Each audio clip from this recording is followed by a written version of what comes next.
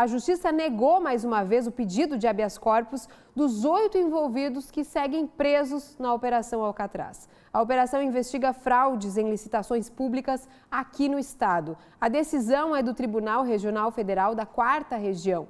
Apenas uma das pessoas envolvidas segue em prisão domiciliar por ser mãe de uma criança menor de 12 anos. Ainda cabe recurso no próprio Tribunal Federal e a gente segue falando disso, né, Fernando? Muito bem, vamos acompanhar então essa situação da Alcatraz. O TRF4 manteve então a prisão de pelo menos 6, 2 foram liberados, a gente acompanhando. Já que a gente está aqui falando de operação da Polícia Federal, vamos agora a uma reportagem especial. Já tem debate sobre isso aqui no nosso estúdio. Olha só, em menos de um mês, 20 dias no máximo, Santa Catarina foi sacudida, mas verdadeiramente sacudida por 2 grandes operações da Polícia Federal. A Alcatraz, essa que a Cibele falou agora, e também a Xabu. Vocês recordam com certeza.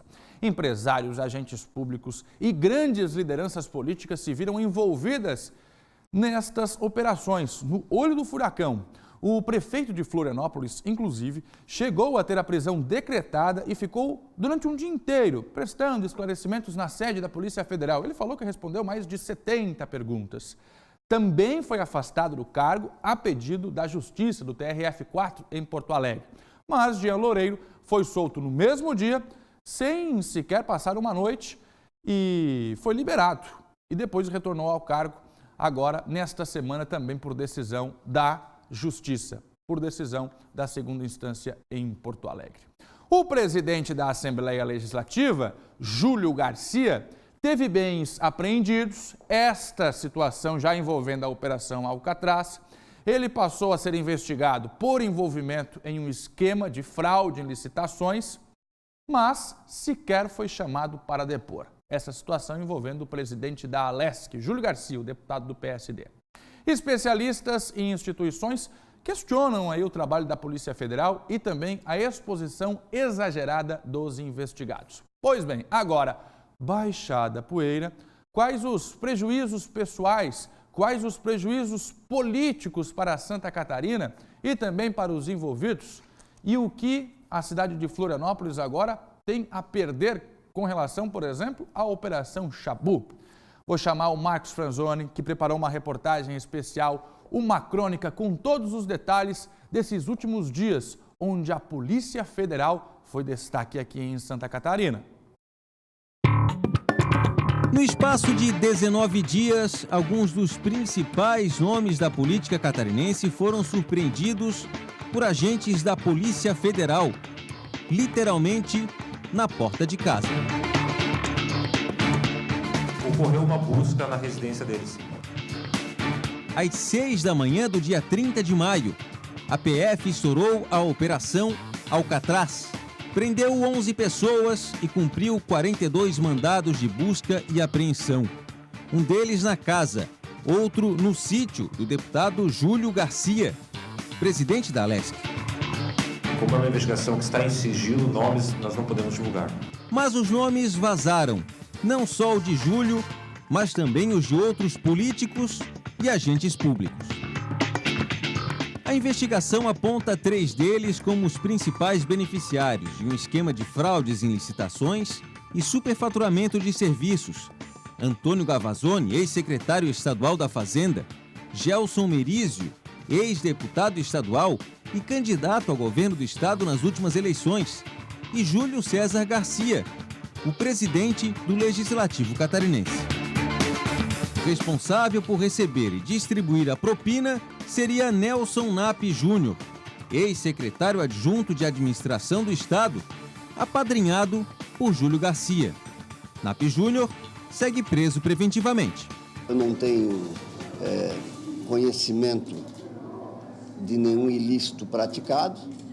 Isso eu não tenho conhecimento, evidentemente que eu não sou beneficiário dele.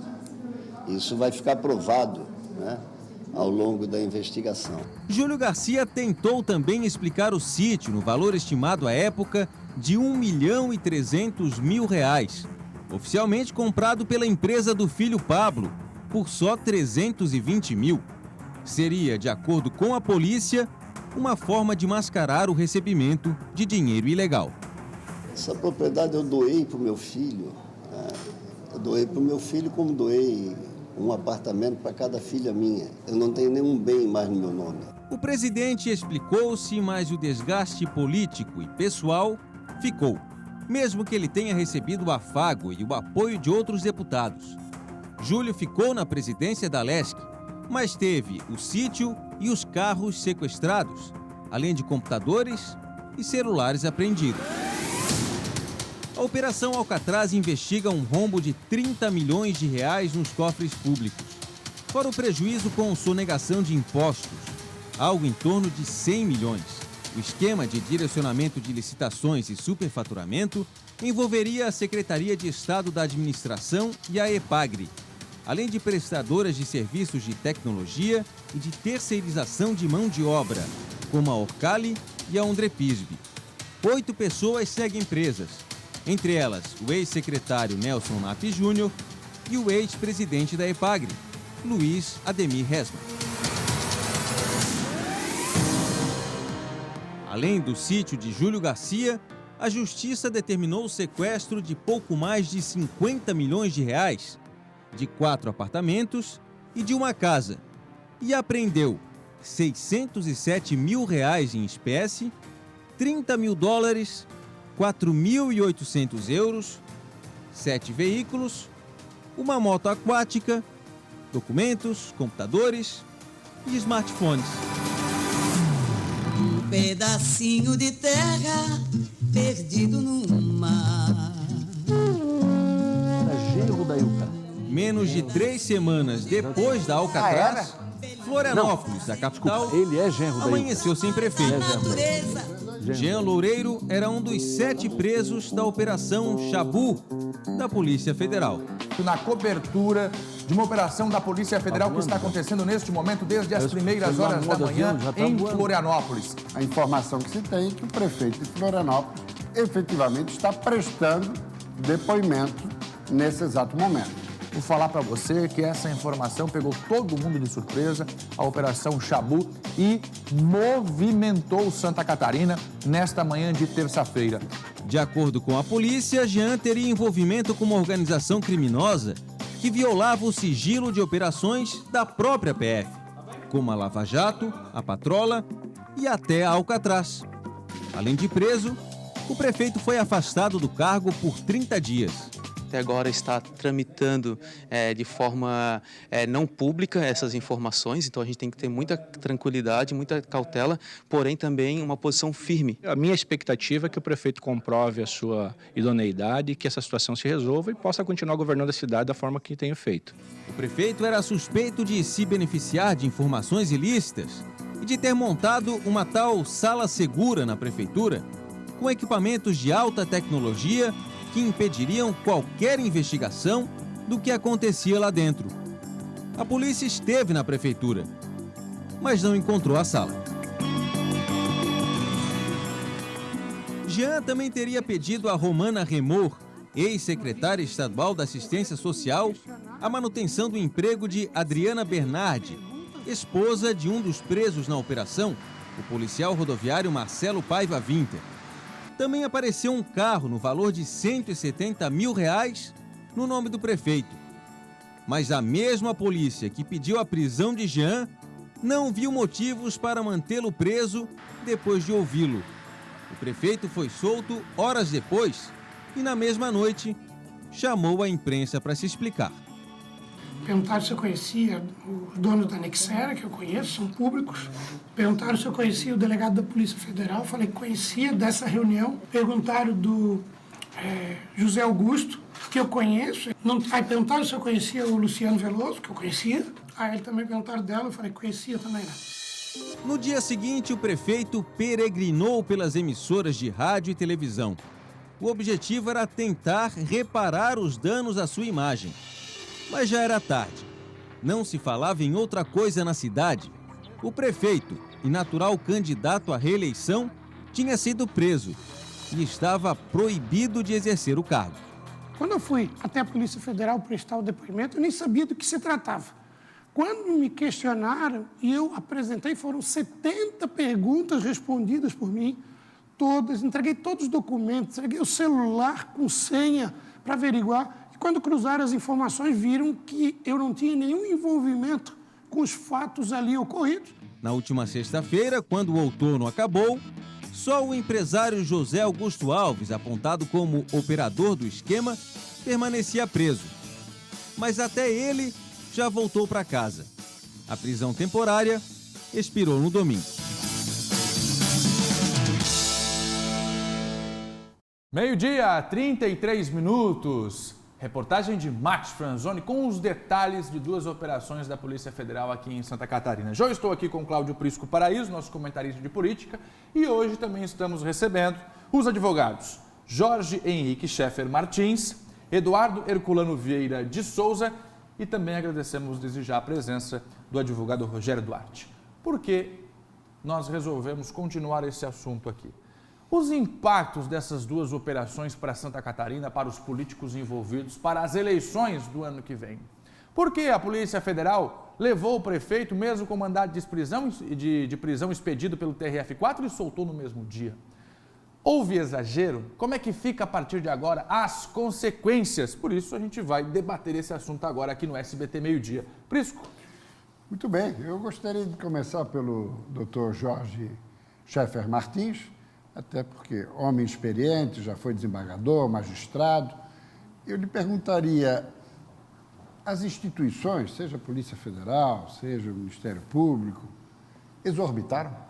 Boa tarde. Boa tarde, Fernando, boa tarde, Prisco, boa tarde aos demais convidados. A questão tem que ser vista da seguinte forma. Nós vivemos um período em que há uma agitação com relação a qualquer fato relacionado ou supostamente relacionado à corrupção. Isso, obviamente, está dando ensejo a muitas ações. Eu considero que deve ocorrer uma certa cautela quando da adoção de medidas como essa, por exemplo, a situação do prefeito, em que foi decretada a prisão temporária, na minha concepção, sem se observar que, na realidade, não estavam presentes os requisitos legais, que seriam o quê? Ele é uma pessoa conhecida, de identificação, com residência fixa e que a imprescindibilidade para as investigações não era tamanha a tal ponto de que ele foi ouvido e liberado foi liberado. No mesmo dia. Exatamente. Então, claro que eu acho que toda essa situação que se cria, toda a expectativa que se cria, pode influenciar na tomada de medidas mais drásticas. Mas penso eu que se deve também pensar que a prisão é a última ratio, né, a última medida a ser adotada, e que existe também a questão das consequências, né, as consequências com relação à honra da pessoa, ou até no aspecto político, quais são as decorrências que daí poderão advir. Sem dúvida. Inclusive, eu botaria então agora no circuito do Dr. Herculano, pelo seguinte: o Supremo decidiu que não tem mais condução coercitiva. Então, a sensação que dá é que está havendo um abuso da prisão provisória ou temporária. Não seria isso? Boa tarde. Bispo, boa tarde a todos os colegas presentes, boa tarde aos telespectadores. O meu entendimento, e isso é muito particular, a gente vive numa crise de referência, e a crise de referência da lei. A lei deixou de ser a resposta aos anseios jurídicos do dia a dia. A gente teve realmente um alarde muito grande com a deflagração da Operação Lava Jato, que acabou trazendo foco para a Polícia Federal, mas ao mesmo tempo trouxe motivos de grandes críticas, sobretudo por causa dessa condição coercitiva. A gente teve, de fato, a declaração de inconstitucionalidade da condição coercitiva e hoje o que se denota são áreas de manipulação de uma certa retórica, funcionalizando a prisão temporária com o intuito de ser verdadeiramente uma condição coercitiva. Poucas horas depois, pelo próprio desenrolar da operação, o prefeito da capital veio a ser liberado.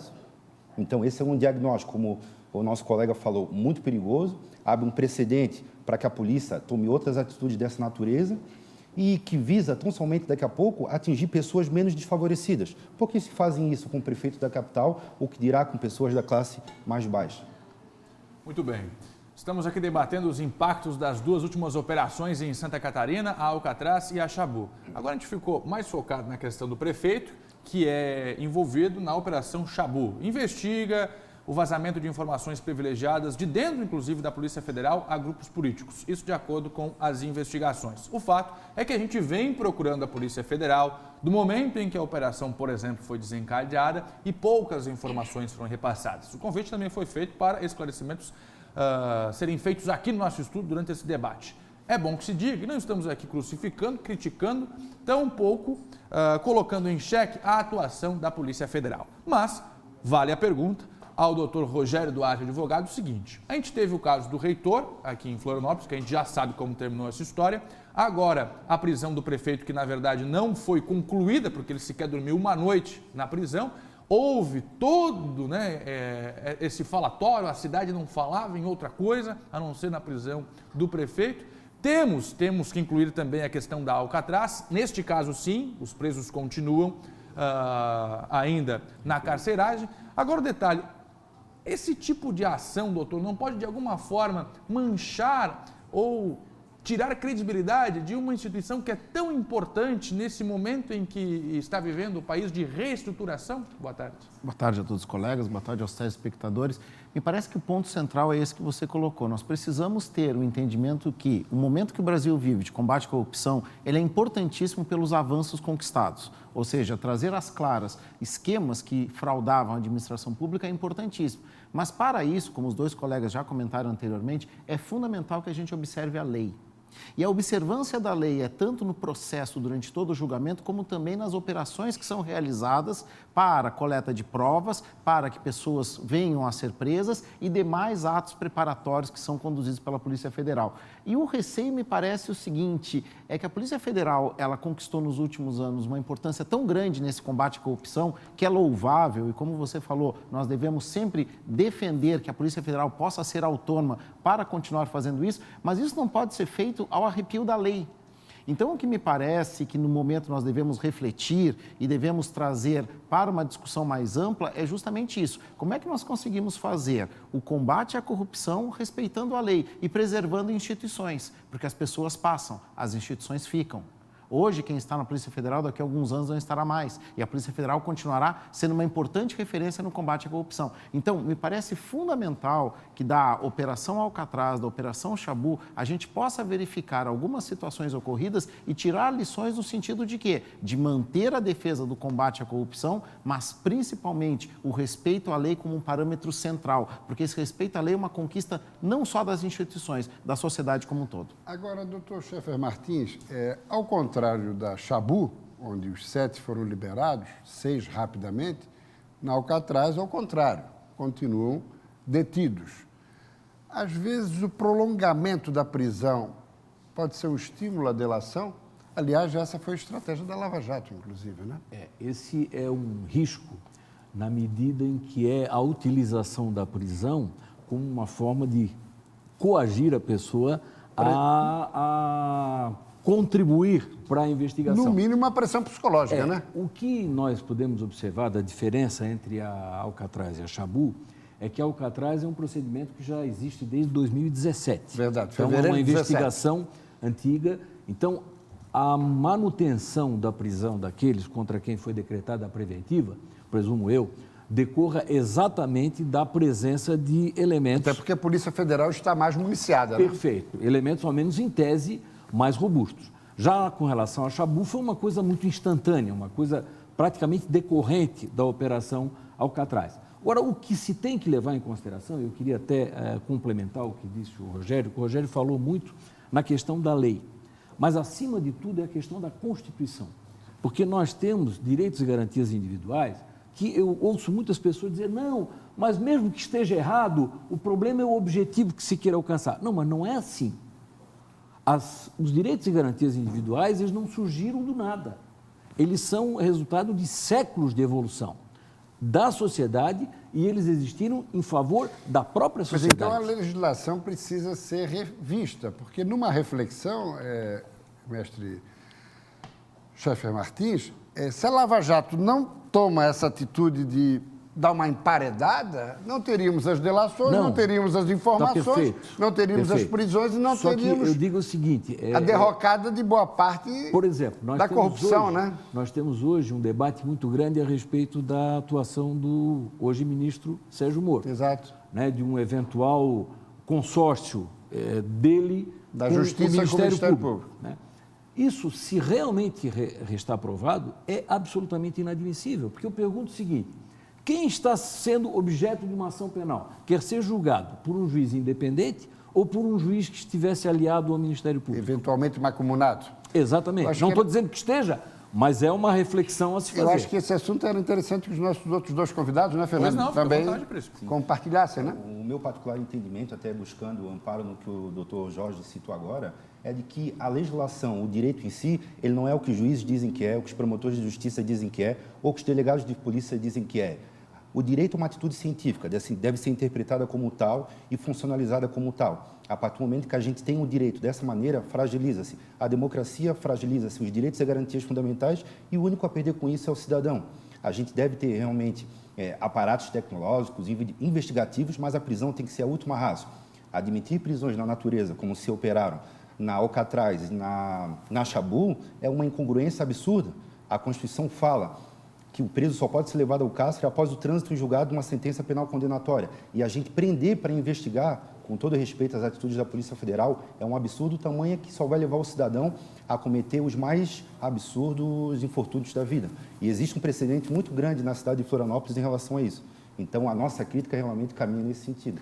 Doutor Rogério, os meios não justificam os fins. Não justificam. E como o doutor Jorge e o doutor Herculano falaram muito bem, me parece que é central a gente captar também uma vontade da sociedade. A sociedade tinha uma vontade muito grande de combate à corrupção.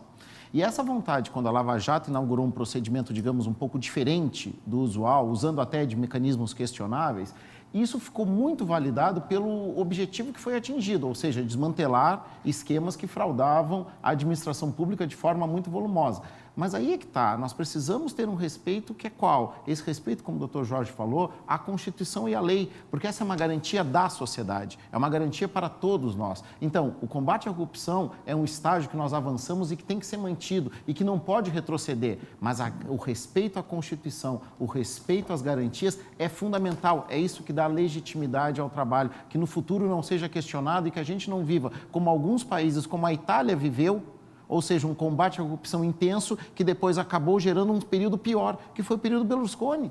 O período Berlusconi foi pior, inclusive. Então, nós devemos ter essa reflexão para quê? Para que esse avanço não venha no futuro, em razão de alguns excessos... Um retrocesso ainda maior. Exatamente. Esse avanço obtido agora não gere no futuro um retrocesso ainda maior. Porque a sociedade deseja esse combate, nós avançamos e isso tem que ser feito com respeito à Constituição e com respeito à lei. Bom, a gente está entrando na reta final aqui, pois não, doutor? Eu só até queria complementar com relação a isso. Quando eu era juiz em Blumenau, tinha um outro colega, que é o desembargador Ricardo Fontes, que hoje está no tribunal ainda. Certo. E nós dois atuando na área do criminal, então por vezes acontecia, e nós temos determinadas situações, não havia prova. Então a gente sempre dizia o seguinte: se é do ramo, ele vai voltar. Então não tem por que condenar, forçar uma condenação. Entendi. Absolve-se e depois, se for o caso... E até para que a gente não fique aqui, o pessoal de casa, mas essa conversa parece que está querendo proteger de alguma forma aquele ou aquela outra pessoa, porque a gente sabe que isso acontece, a corrupção está aí. A área política, o setor político, ele é criticado. Sim. Ele é criticado, a condenação popular, ela acontece. Então, vamos tratar de assuntos, agora de um assunto sem especificar nomes, até para que não aconteça pré-julgamento. Julgamento é depois que todo esse processo acontecer, se de fato apurou-se que existia irregularidade, aí vai para a condenação. Por enquanto, a gente está falando de uma investigação.